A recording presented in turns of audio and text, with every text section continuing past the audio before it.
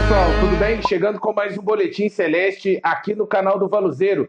Neste dia 24 de junho de 2022, vamos falar a respeito da derrota do Cruzeiro ontem para o Fluminense no Maracanã por 2-1, partida de ida da Copa do Brasil 2022.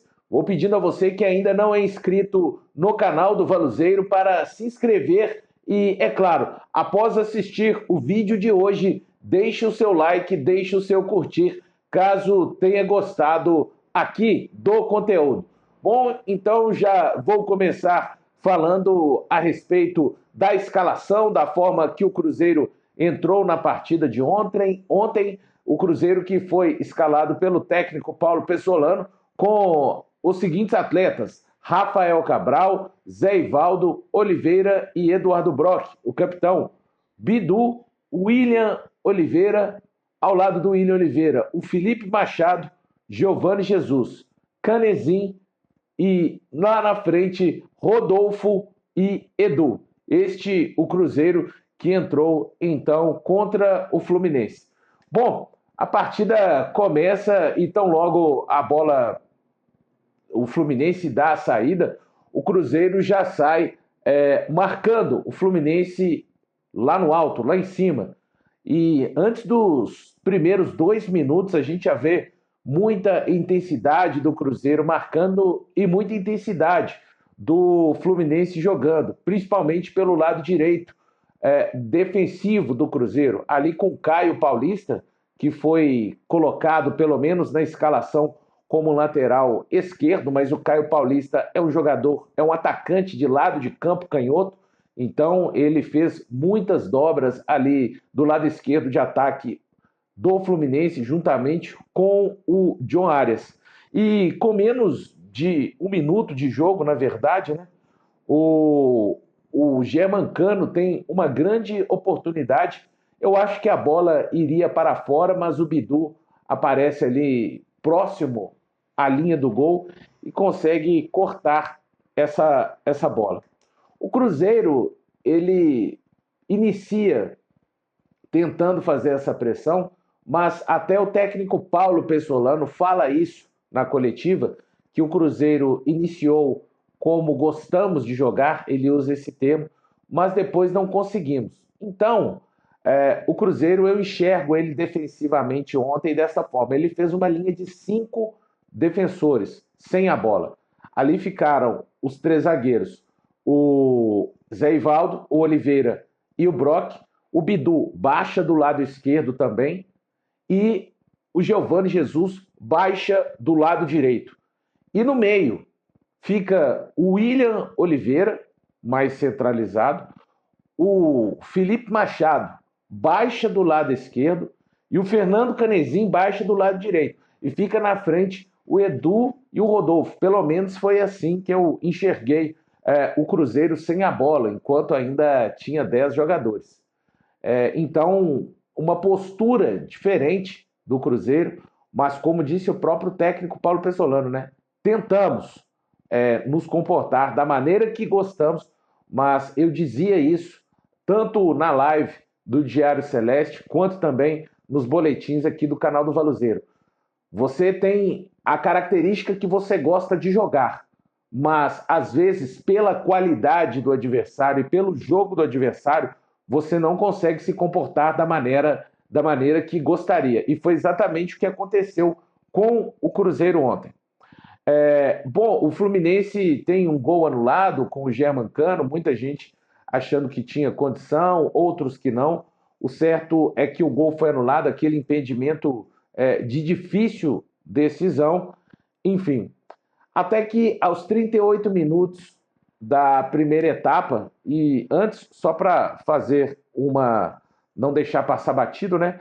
Aos 22 minutos, o Samuel aparece dentro da área, um grande passe, o Samuel Xavier aparece dentro da pequena área pela direita, um grande passe do Paulo Henrique Ganso, grande defesa do Rafael Cabral. Depois, aos 26, o André chuta de fora da área, um jogador realmente muito bom, o volante André do Fluminense. O Rafael Cabral trabalha novamente. E aos 31 minutos, só para falar de situações antes da falta do Giovani Jesus, o Bidu, que foi, para mim, fez uma boa partida, uma partida muito boa do Bidu ontem. Ele vem do lado esquerdo, faz um cruzamento, essa bola pinga na área, cruzada para trás, e o Fernando Canezinho chega com boa condição para finalizar e não consegue fazer uma finalização boa, a bola sobe demais.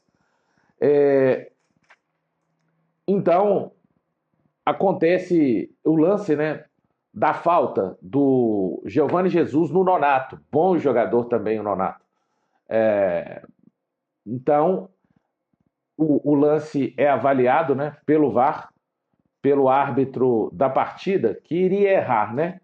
O André Luiz de Freitas Castro, de Goiânia. Árbitro FIFA, arbitragem muito ruim. Muito ruim.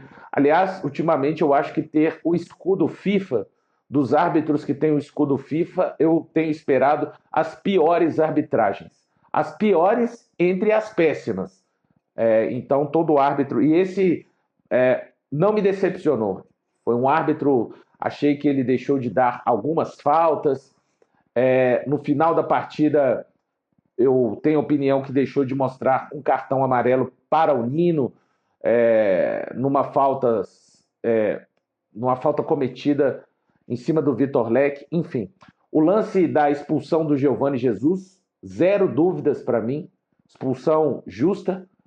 Não acho que o Giovani Jesus foi famoso para dar no meio do Nonato. Ele tentou a bola, foi um pouco atabalhoado, mas um excesso de vontade de lutar pela bola e acabou vindo muito por cima da bola. O Nonato deu muita sorte, porque se é um pouco mais forte ali a pressão do Giovani Jesus e a perna dele está um pouco mais presa, é uma lesão terrível. Então, eu, pelo menos, acho que foi mais do que acertada a expulsão do Giovani Jesus. Bom, desta forma, né, o Cruzeiro prossegue e o Paulo Pessolano já faz um rearranjo ali na sua formação. Ele faz duas linhas de 4 e deixa o Edu na frente. Então fica a última linha fica com Zé Ivaldo do lado direito, como lateral direito, o Oliveira sendo o zagueiro central pelo lado direito, Eduardo Brock, o zagueiro pela esquerda, e Bidu. No meio, ele traz o Rodolfo mais para trás, uma espécie de meia aberto pela direita, fecha com o William Oliveira, fecha com o Felipe Machado, e do outro lado, lá como um meia esquerda, o Fernando Canezinho fechando. Então são as duas linhas de 4. E na frente, o Edu. Fica desta forma. E o Cruzeiro vai se segurando até que toma o gol, né? Já bem no final da primeira etapa. E no lance do gol é interessante. O Cruzeiro, com a expulsão do Giovani Jesus, o Cruzeiro demora, não é que demora, mas é aquele período da expulsão, o time não se arruma da maneira mais correta em campo. E no lance do gol tem algo muito curioso, aliás, dos dois gols do Cruzeiro. Não estou falando que estou atribuindo a falha a um jogador. Para mim, houve a falha do coletivo em ambos os gols do Cruzeiro.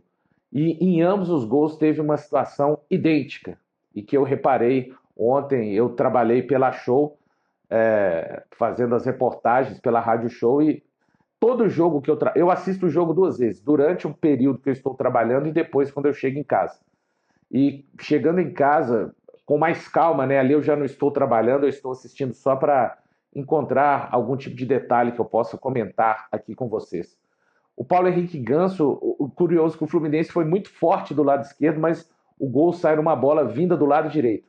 Ele ajeita a bola, né? Ele tem espaço, ele até rola a bola para frente como salão, com a sola da perna esquerda, olha para a área, cruza e acha o Manuel.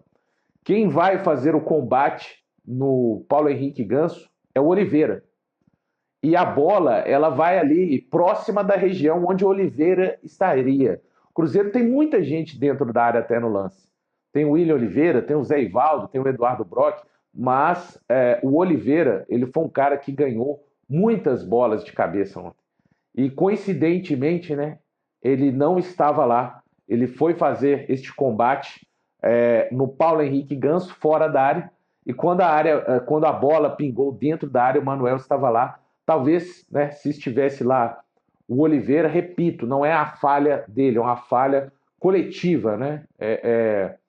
Foi algo coletivo. E outra coisa, né, pessoal? O futebol ele só acontece porque o gol só acontece porque uma equipe falhou em alguma coisa e a outra teve mérito.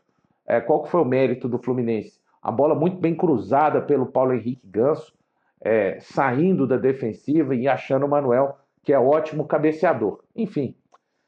Mas ainda assim o Cruzeiro consegue, num lance improvável, aí reforçando aquilo que eu estou falando, né? O Zé Ivaldo bate uma falta de muito longe, tentando encobrir o goleiro Fábio, que, na minha opinião, estava mal posicionado, porque a bola iria para fora, mas como ele está mal posicionado, ele me parece que perde um pouco da noção. Aquele famoso, nossa, será que essa bola está dentro, está indo na direção do gol ou fora? Por via das dúvidas, ele resolve dar o tapa e coloca essa bola para fora.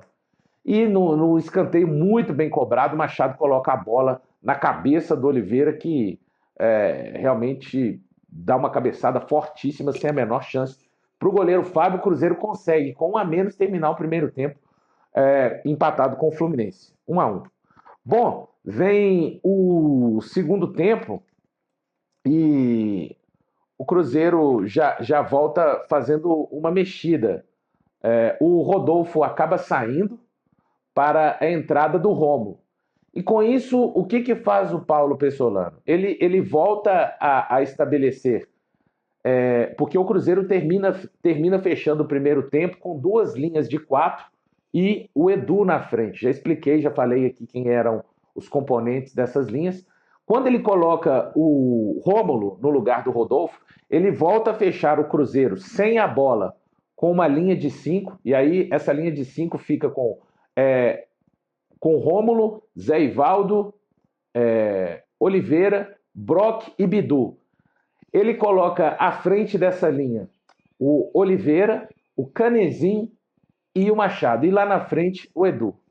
Mas com a bola ele solta o Rômulo para jogar, ele solta o Machado, o Canezin, o Oliveira, ele solta o Bidu e fica também tentando acionar o Bidu. Enfim, e logo aos 7 minutos, o Fluminense tem uma chegada perigosa, mas a defesa do Cruzeiro consegue sair e deixar o Arias em impedimento. Depois tem um lance muito, muito parecido, né? E a gente vê no replay também, tem gente que, assim como o gol do Germancano, tem gente que acha que estava impedido, o primeiro, tem gente que acha que não estava, enfim, aquele impedimento realmente muito complicado.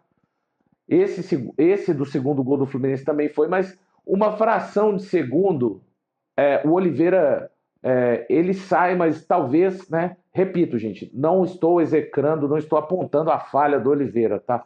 É um lance muito justo, mas ele não consegue sair. Eu repito, tem um lance aos 7 minutos e 40 que ele consegue sair rápido e deixa o Arias em impedimento.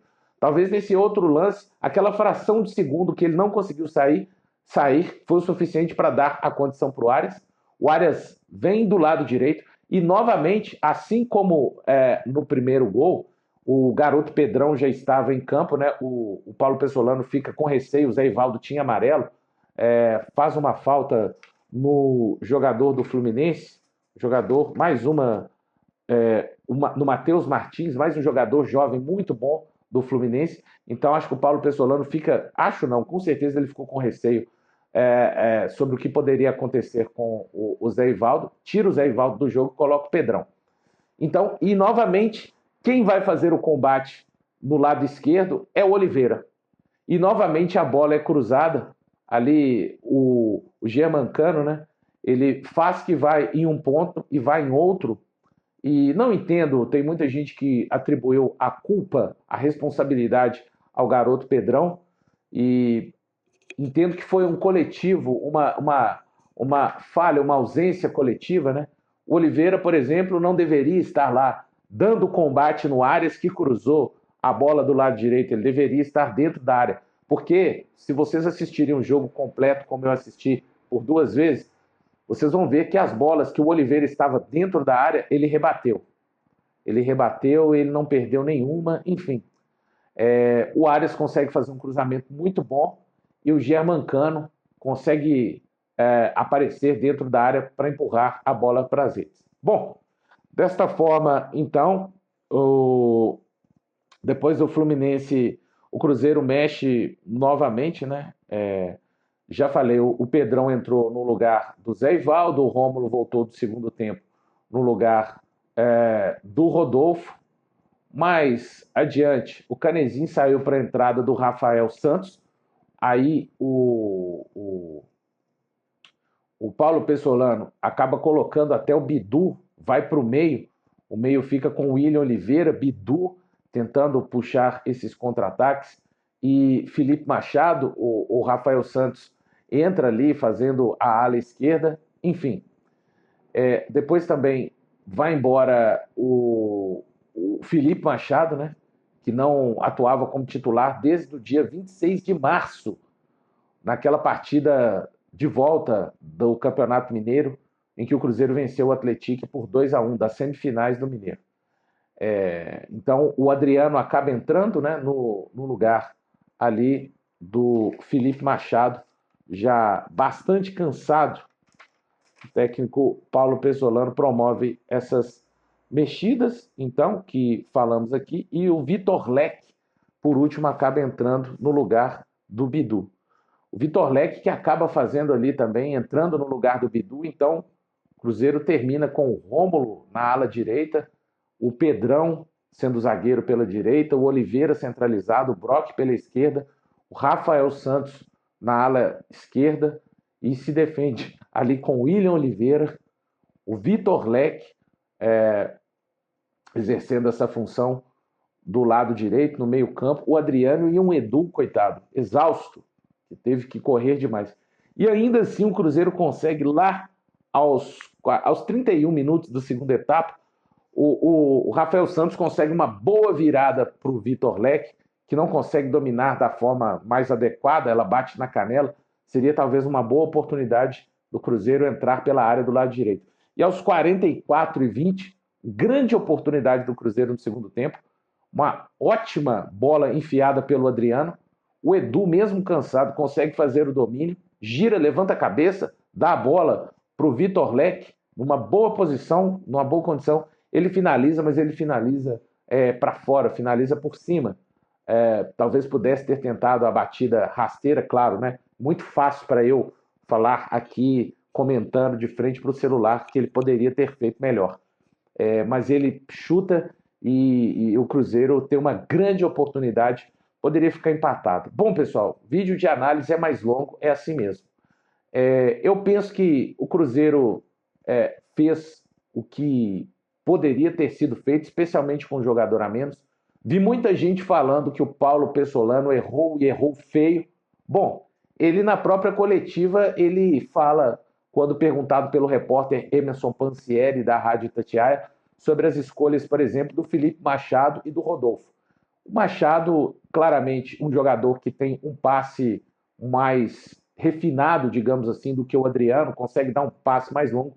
Claro, não consegue fazer às vezes do Neto Moura.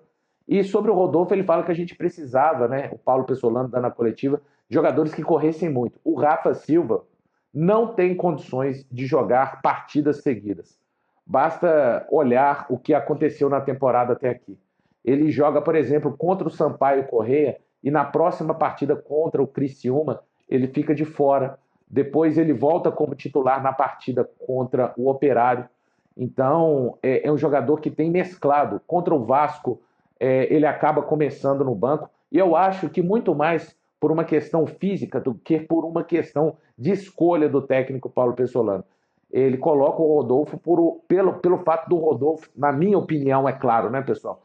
E ele deixa para mim isso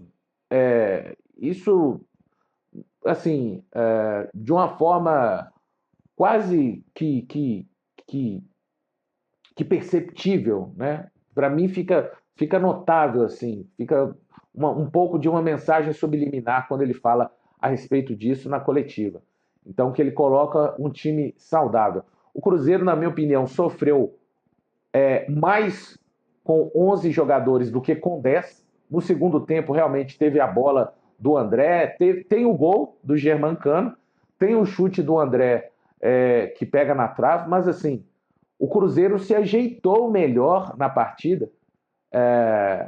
O Cruzeiro se ajeitou melhor na partida com a entrada do Rômulo ali, não necessariamente por conta da entrada do Rômulo, mas o Cruzeiro, se a gente compara o início de cada tempo, tudo bem, no início do segundo tempo o Cruzeiro tomou o gol, mas se você assistir a partida, o Cruzeiro sofre muito mais na primeira etapa, enquanto estavam 11 contra 11.